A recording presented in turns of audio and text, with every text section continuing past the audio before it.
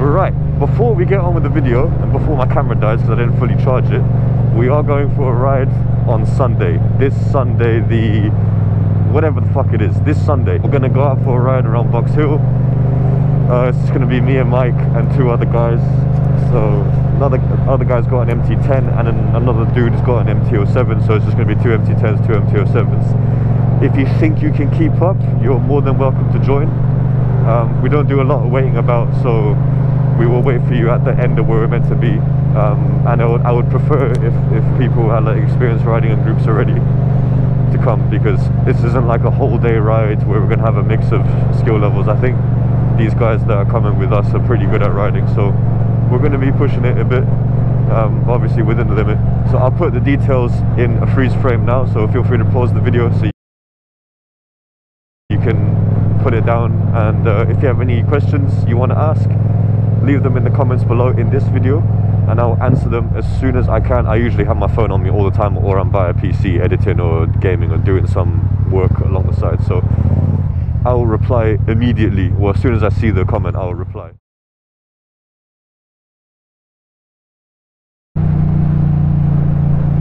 What is good, everybody? Hope everyone's doing well and survived the storm units. Still a bit windy today, but obviously it wasn't as bad as 2 days ago where people were like actually getting blown around like fucking ragdolls.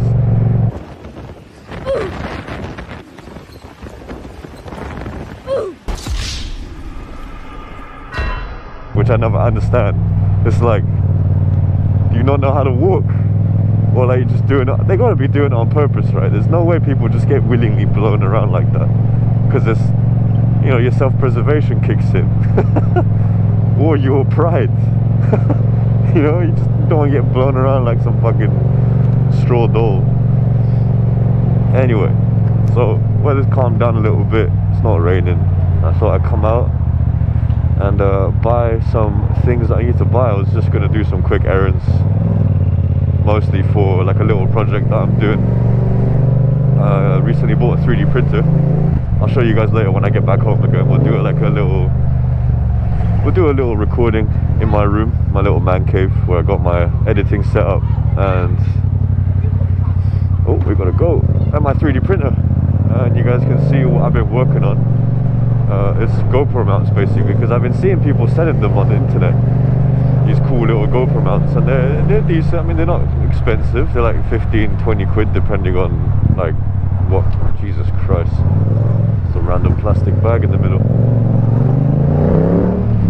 So I thought I'd make some of my own and I start selling them as well, and you guys can get some of the shots that I get in my videos.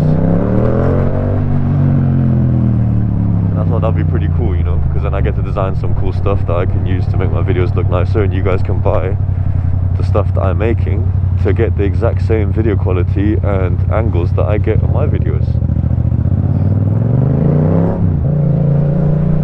And obviously the mounts that I'm designing don't need any sticky pads. They basically screw onto places that already exist on your bike. And I'm going to start off with just the MT-07. Fucking hell, it's so windy. I hope you guys could hear me through that period. But I'll get onto wind as well, because I actually want to address that problem, because I've realized in the last couple of videos I've made, there's quite a lot of wind, even though I've tucked my microphone up and away in the padding of my helmet. And I've got a dead cat on it. For those of you who don't know what a dead cat is, it's like this little fluffy ball that goes on the end of the microphone, which kind of disperses the, you're welcome, disperses the wind that's coming at it, so you get a clearer audio quality.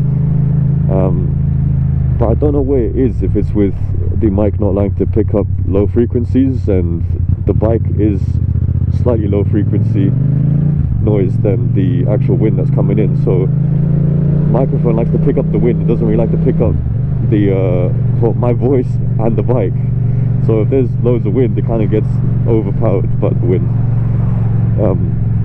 But yeah, we'll get onto that afterwards. So these GoPro mounts that I'm designing will fit onto, like, you know, screw ports that you have on your bike already, so you can do away with the sticky pads, because that happened to me one time, where the sticky pad, or like a screw, like a little screw that held the gimbal in, or was a sticky pad, came off the back of my bike, And for those you guys have seen the video, I was pretty pissed off that I lost like 300 quid's worth of equipment in like a blink of an eye. So I, you know, gathered the time together and the ideas and like the courage, because it takes a little bit of courage to start anything because you're afraid of failure. So I did some research, downloaded a CAD software, learned it through YouTube and just trial and error. Had my girlfriend's brother help me out with the 3D printing side of things, because he's pretty good at doing all that stuff. So he gave me a hand with, you know, some of the settings and the 3D printing settings, and then started designing my own stuff. So it should prevent all of that, you know, prevent like sticky pads, you know, prevent your stuff from falling off, because you can always put some Loctite in. That's why I'm on the way to buy some washers and bushing and nuts and stuff to make sure that everything fits properly. It dampens as much vibration as possible, because obviously with the GoPro mounts you get now, the only vibration dampening you actually get in the mounts is the little 3M pad that it sticks onto, and that doesn't really offer you a lot of vibration dampening. So that's why I thought I'd get like some little rubber bushing washers and stuff to prevent the plastic from cracking. And it's all printed from PLA. It's really strong, surprisingly strong actually. I was originally going to print it using ABS. I forgot what it stands for because I used to study product design, so I should know what it stands for. But it basically just has a higher tolerance to temperature. It's also slightly stronger structurally, but obviously printing it is a little bit more expensive because I've got to print it at a higher temperature. And it smells a little bit, I think, compared to PLA. But PLA is surprisingly strong. I did like a couple of stress tests. It's not like a proper stress test. I basically just took it in my hands and bent it in like the axis of where the camera is going to be shaking about and bending. And the force I was putting on it is definitely like 10 times more than how much the camera is going to be putting on the actual joint and the structural integrity of the, not structural integrity, like it's yeah, the forces that the camera is going to be acting on the mount, it is way less than what I was putting on it. And so you can guarantee it won't snap. Obviously I'm going to do some testing. I'll probably do like a little promotional video or like a review video of my own product, so you guys can see if you want to get it or not. But yeah, I was thinking about starting like a little brand name, so that, you know, you're at least buying into something, you're not just buying like a piece of plastic. I was actually going to put effort into designing stuff. And oh, thank you very much. I think this is like loading only, right? Do I just like chuck it in between here? But like last time I had that, the loading only, and they were fine with it. Yeah, I mean, I'm basically just going in and picking up some stuff, so it should be alright.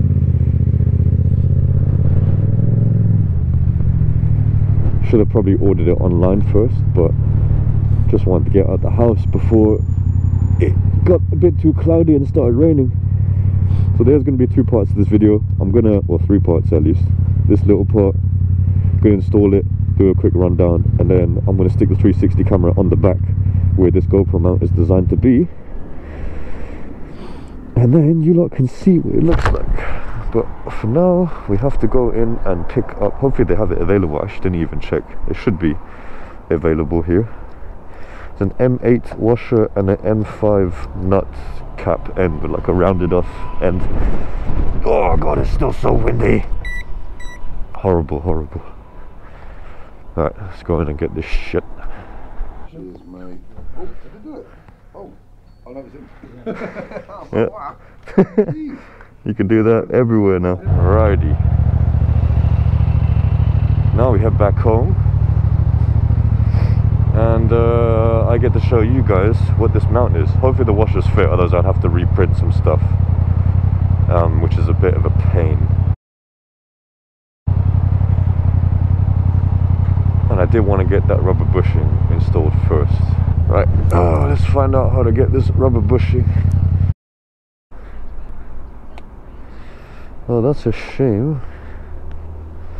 I didn't have the rubber washers here, but I did find a website online that sold them for a decent price. So I think I'm just gonna have to buy them online, and as for today, I'm just not gonna... The fuck is that? Why is there just a chicken feather? Or pigeon feather? What the fuck? Disgusting flying rats. So I guess we're just gonna have to order them online, and then use them for another time. But I can still install it for now. I'll just put like 2 washers on instead of 1 for the purpose of not cracking the plastic, but it's just a test, so it should be alright. Yeah. Let's head home. I'm not gonna bore you guys with what I've got to say when I get home, so if anything does happen that's interesting, oh my god, these fearless pedestrians. Yeah, what do you lot think about this new highway code as well? Are you serious? This guy actually almost kicked the car. He went and kicked the fucking car. Wait, let me go ask him.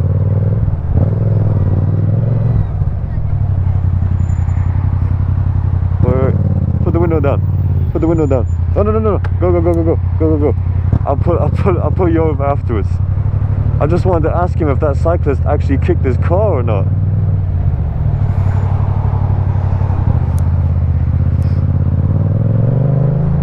Stop. Perfect. Did that cyclist actually kick your car? Really? Because I saw him stick his leg out. No, because I got it on camera, so I can go run after him. But did you hear anything? No, I didn't. Okay. Just wanted to make sure, because like. What are you gonna do with the car? Yeah, and fair enough. Anyway, no worries. Alright, now we go back on our merry way. Oh, that guy probably thought I was gonna have a go at him.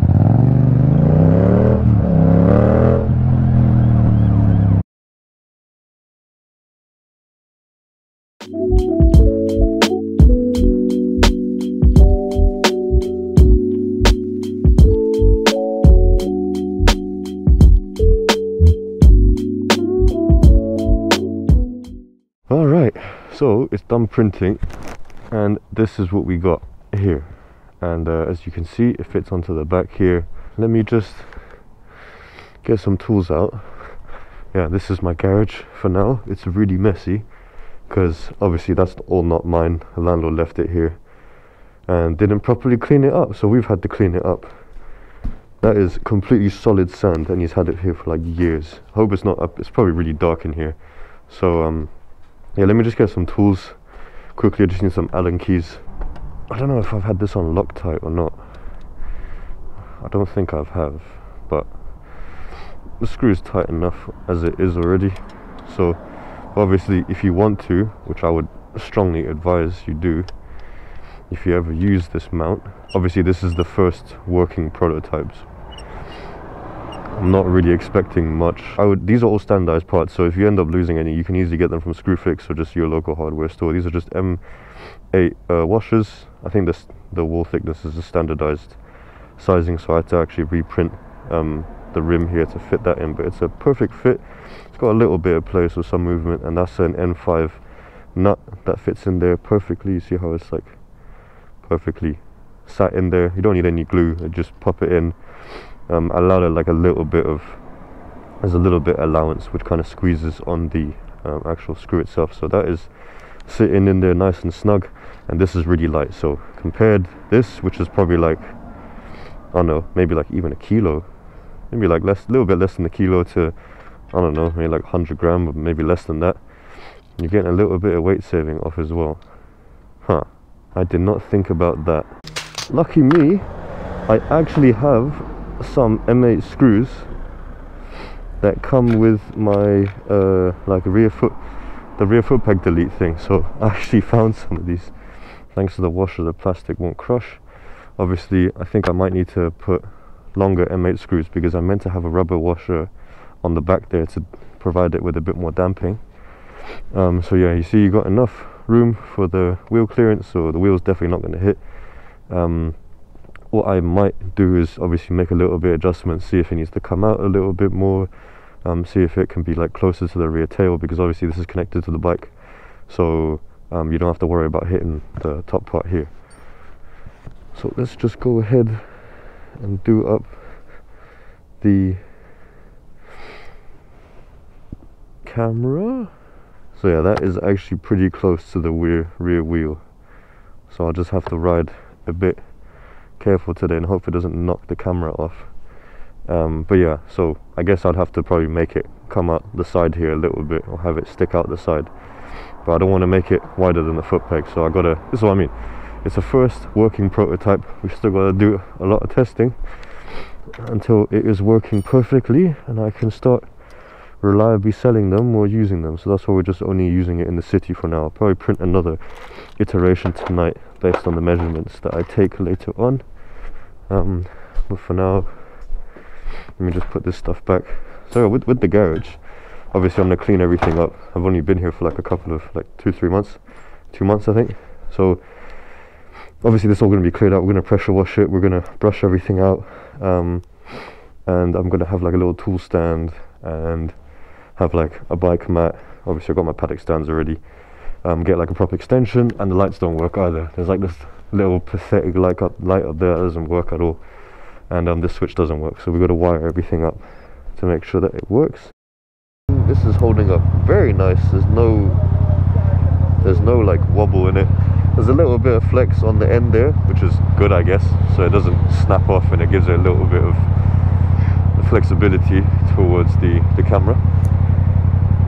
But yeah, I just want to get down to the ring road and do like a quick U-turn around, so because I know there's some nice bends over there, so we can just go around the ring road there, ride about and go home, because I just wanted to get like a quick test of what this camera angle actually looks like at that height. So this guy looks like he's riding an MT-10. He is, he's riding an MT-10 SP.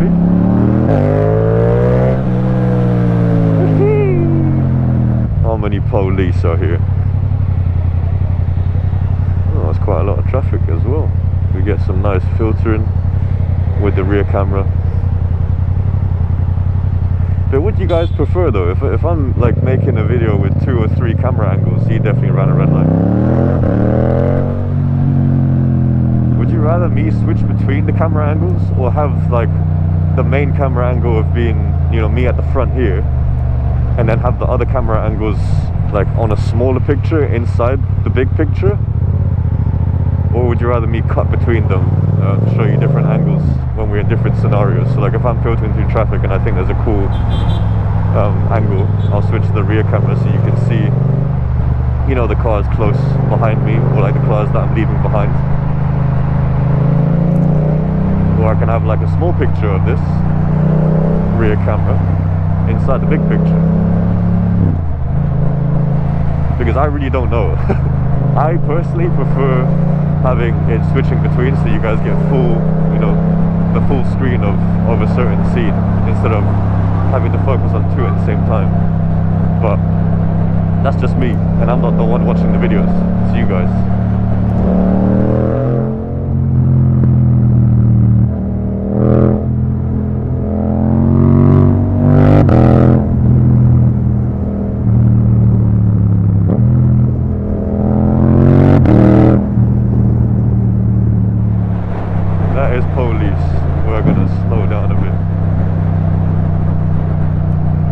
Hopefully they didn't hear me. Yeah, that is oh, they're on the new GS, like 800s, F800 GS or whatever. So when we went to the Carol Ness show, they actually said that they were using those bikes and the K1600s. No, I forgot what they were. Or the R1600 RS. I really don't know.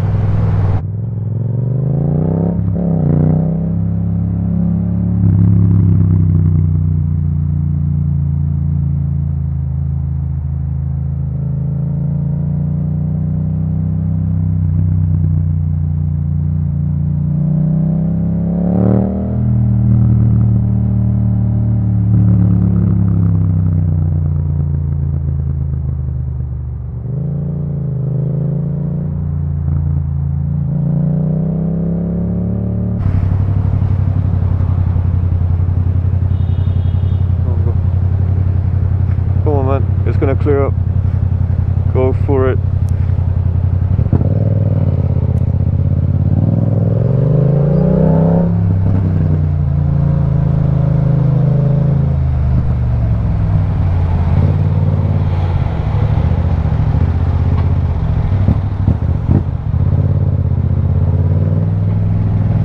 I guess my dream of taking these two corners nicely is ruined by rush hour.